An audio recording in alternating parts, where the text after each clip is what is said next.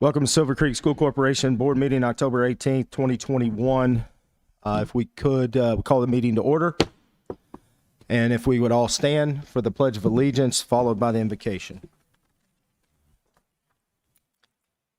Pledge allegiance to the flag of the United States of America and to the republic which stands, one nation, under God, indivisible, with liberty and justice for all.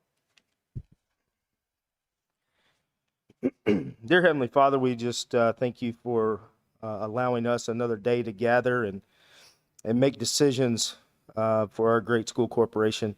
We ask that you lay hands on and help those that may be in need, suffering, or just having a hard time right now. And as always, I ask that you help guide us as board members and as administration to make the best decisions for our corporation, students, staff, and stakeholders. It's in your name we pray. Amen.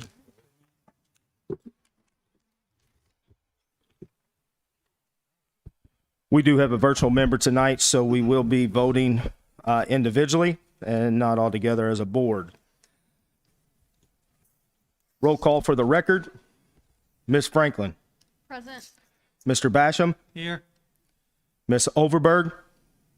Here. Mr. Groen. Here. And I am present. We have quorum. Dr. Briggs, do we have any emergency additions to the revisions to the agenda? Yes, we do. Good evening, everyone. The emergency additions are as follows. Under consent agenda,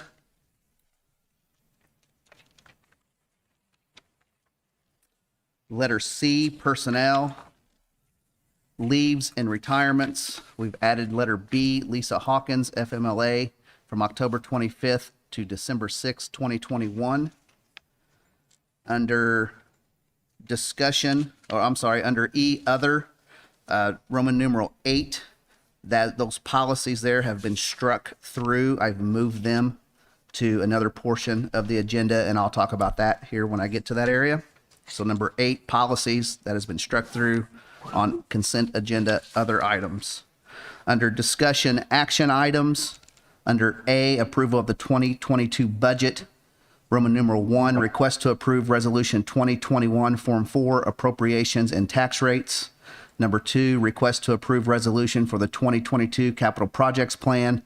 And number 3, request to approve resolution for the 2022 school bus replacement plan.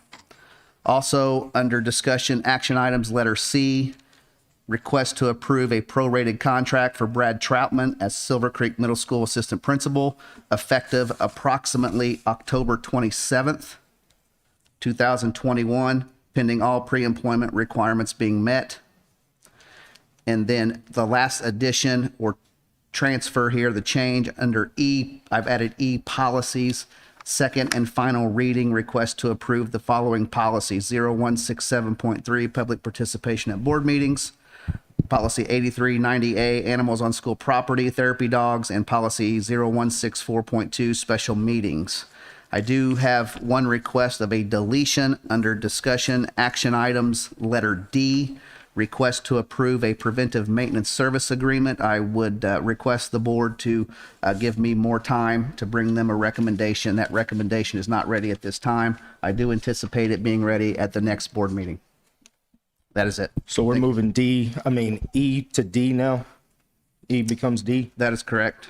And then question on C, Mr. Troutman's contract. You said the 27th, but in the minutes we have the 25th. Do we want to put it on record as the 27th? I do. I just have received updated information. You've heard the superintendent's additions and revisions. Do we have a motion to approve? Also moved. Mr. Basham makes the motion. Do we have a second? I'll second. Ms. Franklin seconds. Mr. Basham, how do you vote? Aye. Ms. Franklin, how do you vote? Aye. Ms. Overberg, how do you vote? Aye. Mr. Groen, how do you vote? Aye. And I'm also an aye. Motion carries 5-0.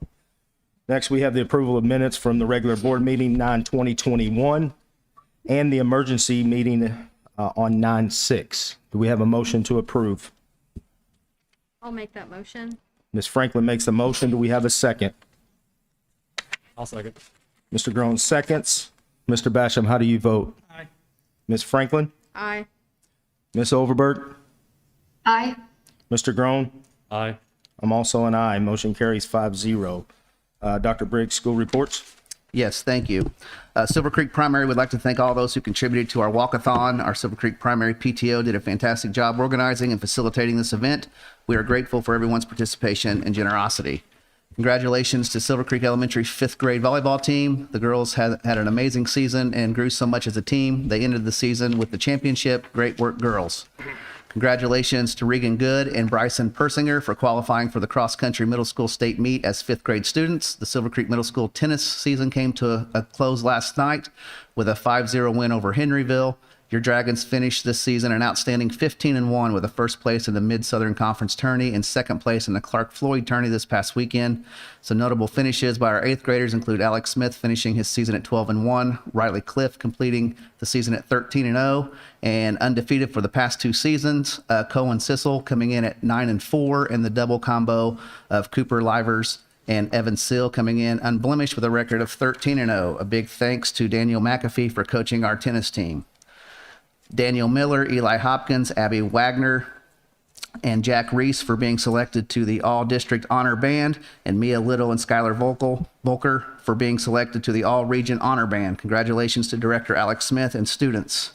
The tennis team won the Mid-Southern Conference in the Silver Creek Sectional. The girls' soccer team won the Mid-Southern Conference in the sectional title at Madison. Congratulations to Coach Albrand, Coach Anderson, and the teams. That is it. Thank you. All right, future board meetings, October 25th. We have a work session, 5:30 at Silver Creek Middle School. And then our regular scheduled board meeting would be November 15th. Is that here, or is that the one we're going to move to the elementary school? There's no location on here.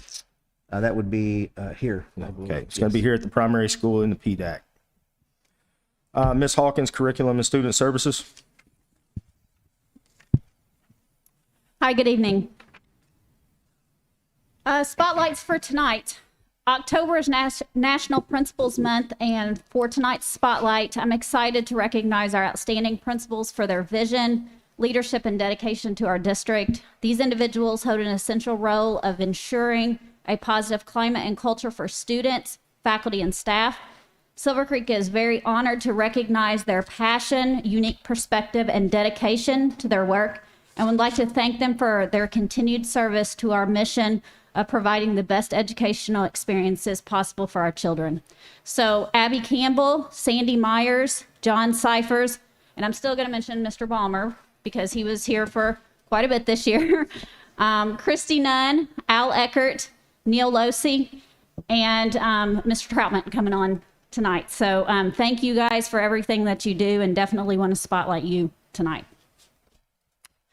Also want to recognize our homeschool liaisons and counselors, Lacey Niehaus, Jacqueline Good, Amber Napier, Haley Little, Jill Gerlach, Amy Compton, Amanda Owen, and Emily Losey. These staff members are so important to our district and handle everything from scheduling issues to conflict resolution to testing. They serve as a backbone to our schools and are a very valuable resource for our students, staff members, and parents. Based on our committee work last spring, part of a new initiative for them was to produce an informational flyer so parents would know more about the activities that they are accomplishing at the building level during each quarter. Last week, their quarter one notification went out and is now posted on the district's website. So a special thanks goes out to these homeschool liaisons and counselors for their continued diligence and work with our students in all of our buildings. Some curricular board updates. We completed our first round of NWEA assessments last month, and our principals have received professional development on how to access and use results. At tomorrow's principals meeting, we will be collaborating on short and long-term goals related to using the data. The next NWEA assessment window begins on December 6th. The data from the second round will be very useful and will give us good information about how our students are progressing academically this year. And a health team update. Now that school is well underway, the health team continues to have deadlines for compliance of immunizations from the state. The health team members are working on immunizations records, and sending notices out via Infinite Campus message to parents. We will continue to monitor students that are not compliant with their required immunizations. December is our final third notice to parents. Our goal is to be proactive, notify parents in advance, and assist families with any conflicts that they have with scheduling these required immunizations. If any parents have questions about the required immunizations, they should contact their child's school nurse. Any questions for me tonight? Does the board have any questions for Ms. Hawkins? Thank you. Okay. Thank you.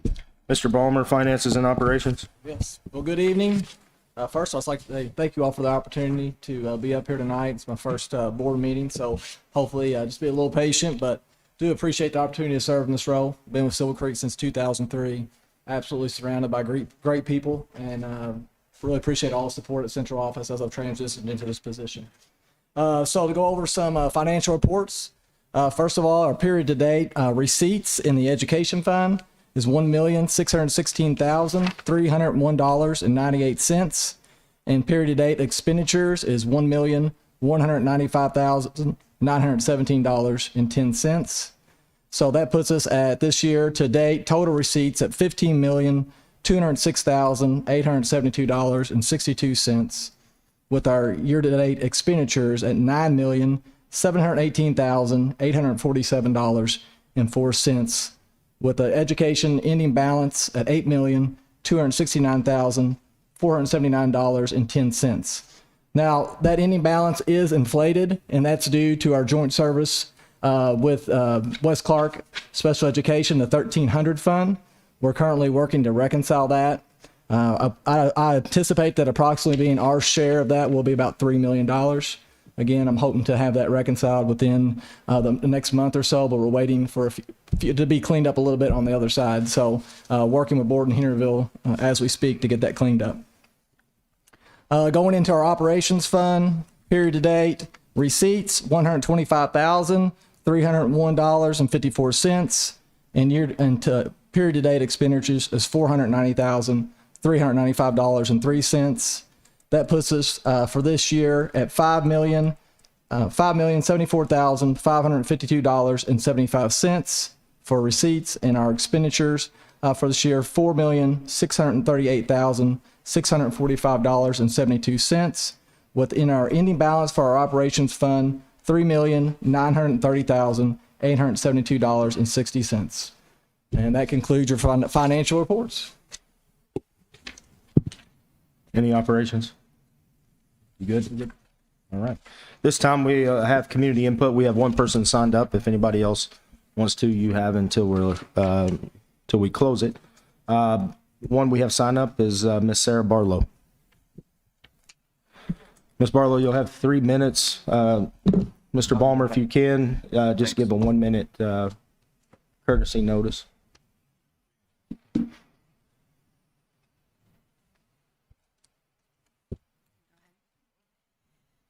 .0007%. That's the current fatality rate for children under the age of 18 years in the United States from COVID, according to the CDC.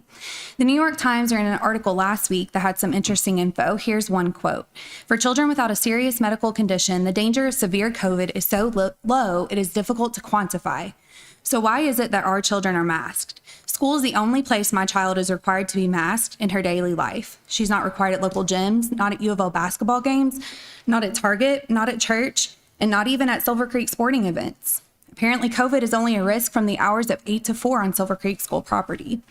Last month, I attended a middle school volleyball game to watch a friend play. Emma played with classmates for most of the game, unmasked. I was honestly shocked looking around. Less than 5 masks in the whole gym, and it was packed.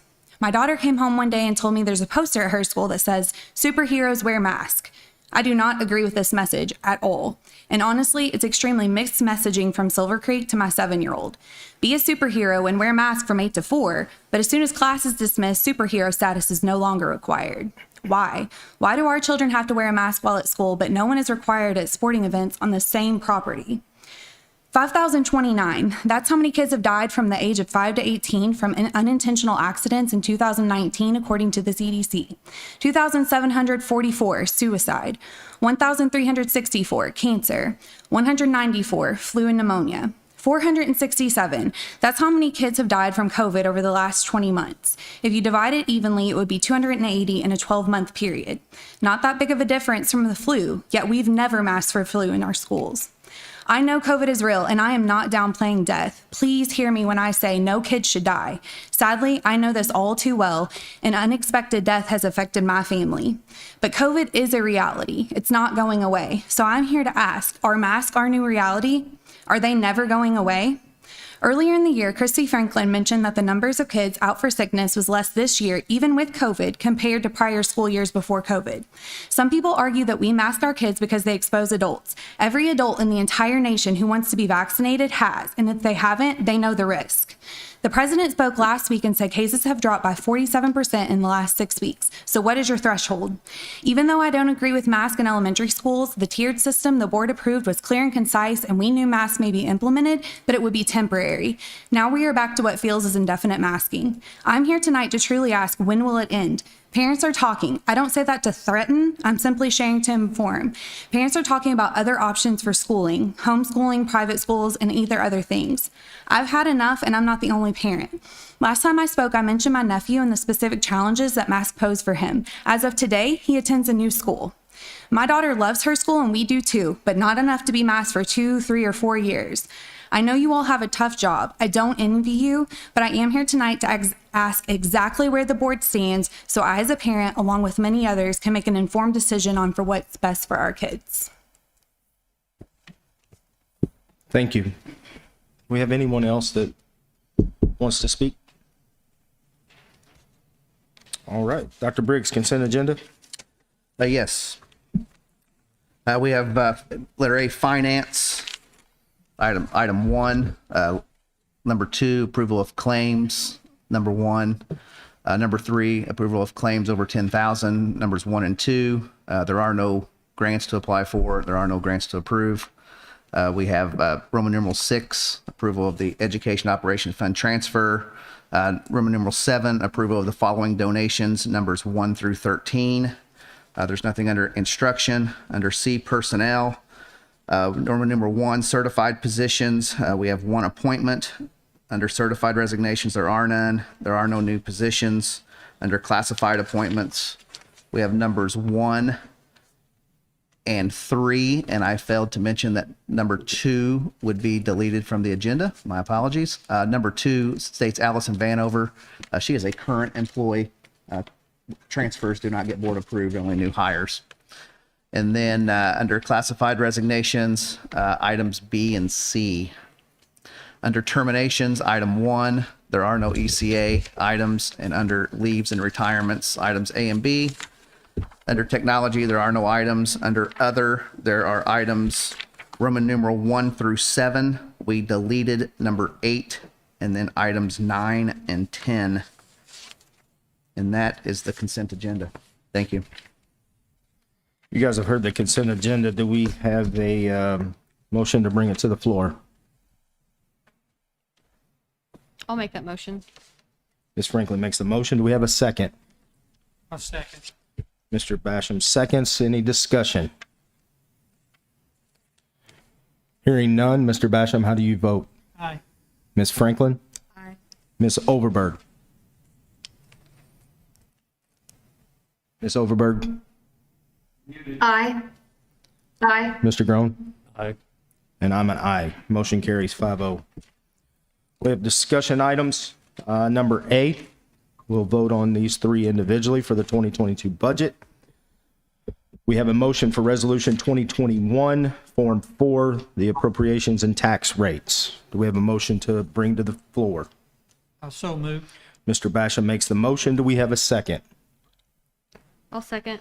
Ms. Franklin seconds. Any discussion?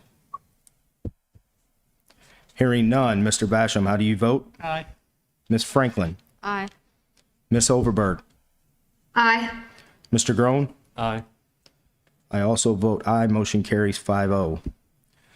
Next is the request to approve resolution for the 2022 capital projects plan. Do we have a motion to bring to the floor? I'll make that motion. Ms. Franklin makes the motion. Do we have a second? Aye. I mean, Mr. Basham is a second. Second. Any discussion? Public I did have a question about public hearing date? the vehicle. Is this to replace a current vehicle or will this be in addition to? Aren't we on the capital? This is the capital projects plan. This is capital projects plan, not bus replacement plan. That is.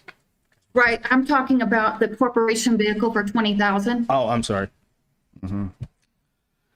I believe that would be to replace one, not to add a new Okay. one. Yep.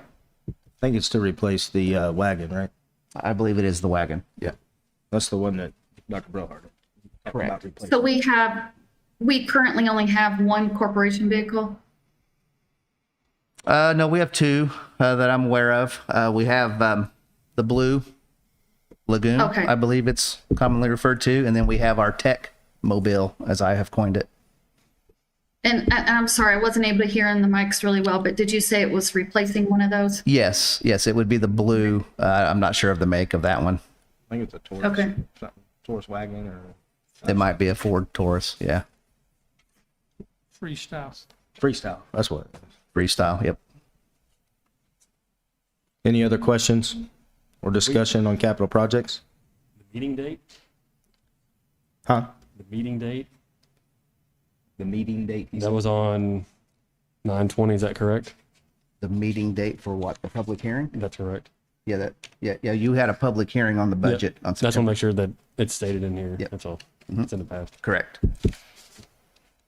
That was the night that Matt Reese was here. Yep. Yep.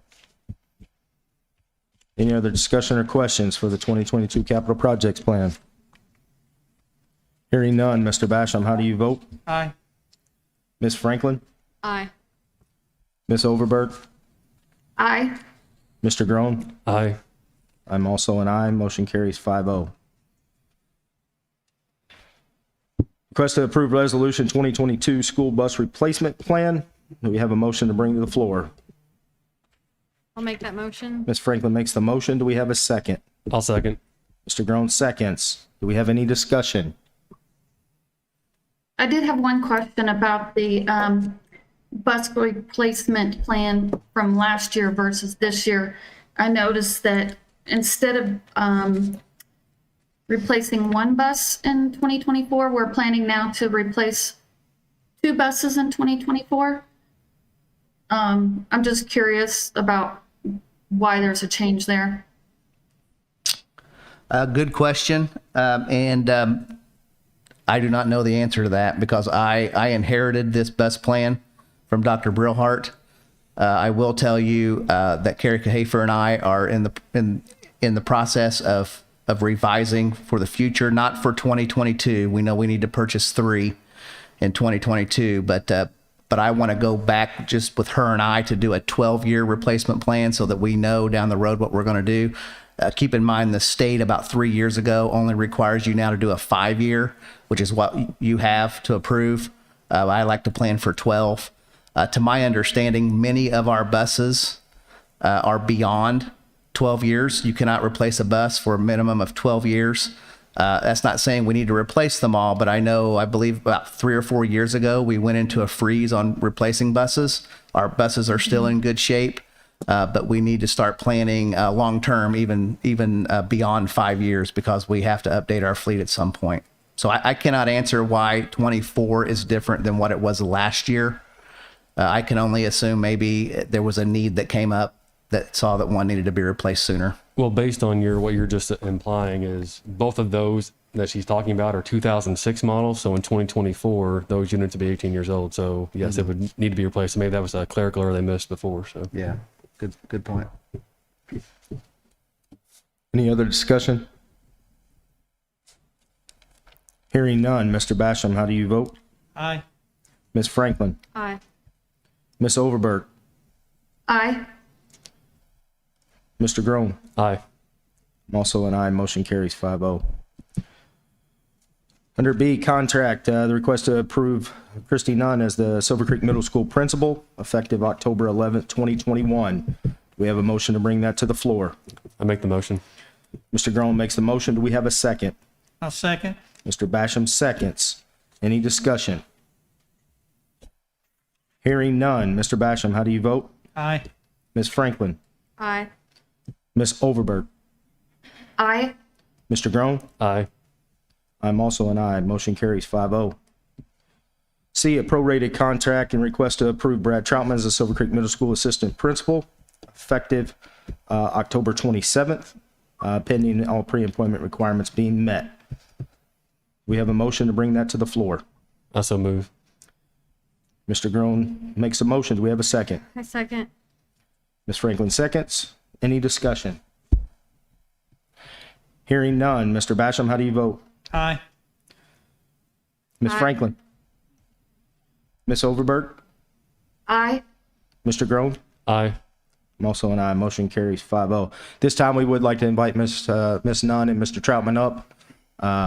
Welcome them in their new positions.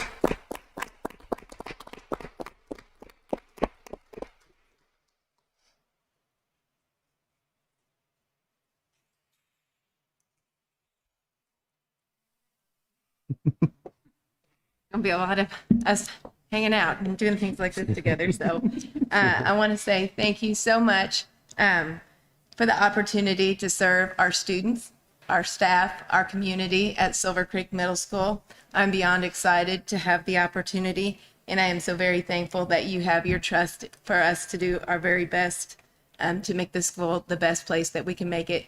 And I use the quote from Mr. Ballmer, we make it a little better each day. And that's what we intend to continue to do. And again, I'm so very thankful to Mr. Ballmer for bringing me on board and for helping me out through this transition. Mr. Troutman? Again, I want to thank the board, Mr. Ballmer, with spending time with him, and especially Ms. Nunn for bringing me on. Look forward to working with a great group of teachers and staff members, and look to hit the ground running next week. Thank you. Thank you, guys. Thank you. Last D, under policies, second final reading, policy 10167.3, which is public participation at board meetings. Do we have a motion to bring that to the floor? I'll make that motion. Ms. Franklin makes the motion. Do we have a second? I'll second. Mr. Basham seconds. Any discussion? Hearing none. Mr. Basham, how do you vote? Aye. Ms. Franklin? Aye. Ms. Overberg? Aye. Mr. Groen? Aye. I'm also an aye. Motion carries 5-0. Policy number 2, 8390A, animals on school corporation property and therapy dog. Do we have a motion to bring that to the floor? I'll make that motion.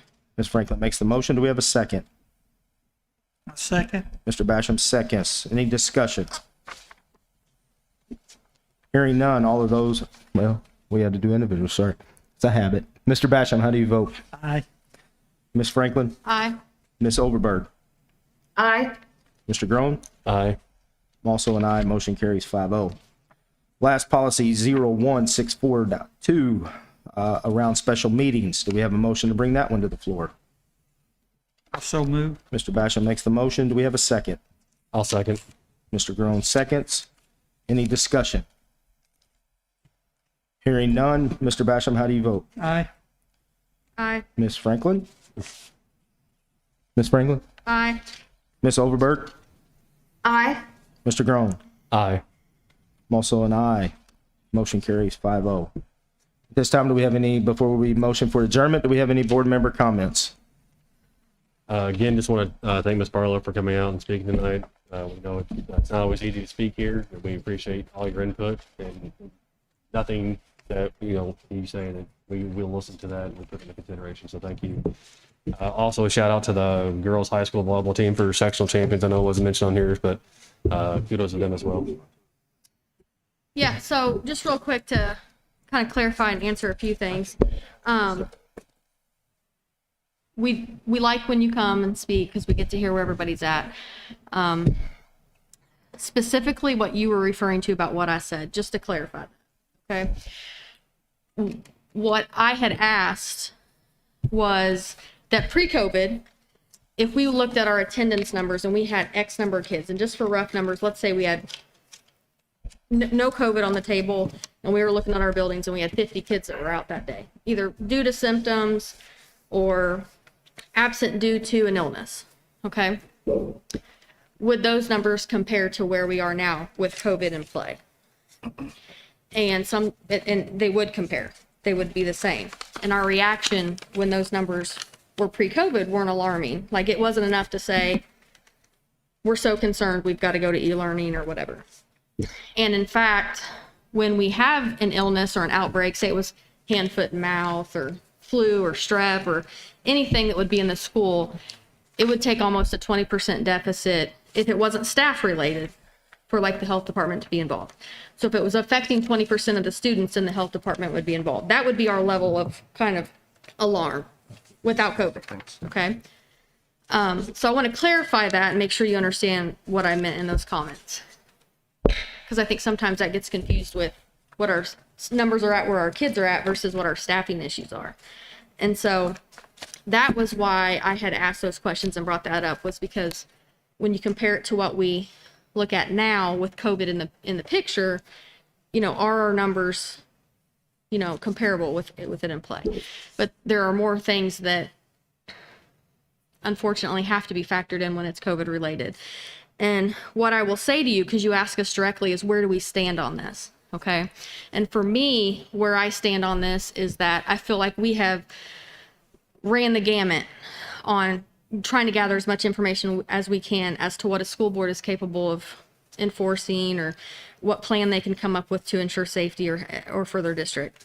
And at the end of the day, as long as the governor and our state officials are going to continue to ask that contact tracing be taking place in public schools, then I feel like our hands are tied, okay? Because one, it creates an amount of chaos within our building that if we talk to our administrators, they will tell you that now that we're in masks and the contact tracing is to a point where it's notifying and not necessarily quarantining kids, the building operations run a little bit smoother, okay? But as long as our legal advice and the mandates come from the governor, I feel like we have to follow those mandates as they're ordered, because our legal team is telling us that it is a Class B misdemeanor for us to enforce any type of plan that does not involve that. So I would love for everybody to come here and talk to us and tell us, you know, hey, this is how we feel and blah, blah, blah. But in reality, where I would encourage everyone to voice their opinion is at another level of government, because we're not going to be able to change that here. And as long as that's in place, then that's where I personally feel like my responsibility as a board member is to try to make that, you know, that plan work for a district. And so can I tell you a timetable on that? No. To address your other concern about ECAs and things like that, I don't think it's two-sided. I think that we're doing the best we can managing it. And I'm thankful that when our kids are outside of the building and they're in these activities, that the safety measures and the protocols that are taking place are ensuring their safety, but they also have some sense of normalcy. And so that I think we need to be thankful for. Mr. Basham, any comments? I would like to thank the board for our past week participation in the fall conference at Andy. It was refreshing to have that back in after last year COVID shutting it down. Anytime we go to conference like that, you're learning something from other board members throughout the state. So it was refreshing to see the state have fall conference back. Ms. Overberg, any comments? I'd just like to say I really appreciate our band giving it their all at the competition in Evansville. And did want to make one point that since we have put mask mandate in place, thankfully our positive numbers have gone down. But other than that, that's all the comments I have. Thank you. enjoy the rest of your break and vacation. The one thing I'd like to, again, welcome Ms. Nunn and Mr. Troutman in their new positions. Again, happy Principals Week day. And our building leaders do such a fantastic job. Just to Ms. Barlow, thank you for coming and talking. The one thing that I'll say about that is, and I said it specifically when we voted it in, our number one goal is to keep students in the building. They learn better in the building. There's a lot less results that happen as far as some of our students, school lunch may be the best meal they have all day. A lot of I think our police officer friends will tell you that criminal mischief amongst kids is down there when they're in school. We were at a point where if we didn't do something, and the governor's executive orders allowed us to do that, we were on the verge of going e-learning. And, we did have to go e-learning for a couple of weeks in a few of our buildings. So while I understand what you're saying, and I'm all for one of trying to create some kind of normalcy back in our schools. And I don't know if that's, 2 more months, 6 months or the rest of the year. I'm not certain. My hope is that, this is, while I agree with you, COVID is here to stay, I think in some capacity, but getting back to a sense of normalcy would be welcome. But from my perspective as a school board member, it's about keeping the kids in the classroom first and foremost. And if we have to mask during the school hours to be able to do so, to keep from having 600-700 kids out with close contact tracing, then that's what I'll continue to do. With that being said, any other comments? With regards to the policy that we voted on tonight, with regards to the therapy dog, just in reference to that, I would like to say that I really think that policy, and I don't want to say it's a program because it's really not a program, that it's extremely positive. And I know this is a start with this policy. Well, I would eventually like to see, if we could, this type of therapy take place in every single building. I don't know if anybody's actually been on the campus when Walter Creek, the dog, is actually, making his way around, but he is a great resource to our district. D. Kramer actually, facilitated that, and I would like to see eventually we incorporate some funding into where the expense of that program is grown upon and built upon, and we actually kind of contribute to that, because I know a lot of that cost is on Miss Kramer herself, just, the care, the grooming, the training of the dog and stuff. So as this is a step in the right direction, I would love to see that program expand and go into every single building. It really is a great resource for our kids and our staff. Anything else? Do we have a motion for adjournment? I'll make the motion. Mr. Grohl makes a motion. Do we have a second? Mr. Basham seconds. Mr. Basham, how do you vote? Aye. Ms. Franklin? Aye. Ms. Overberg? Aye. Mr. Grohl?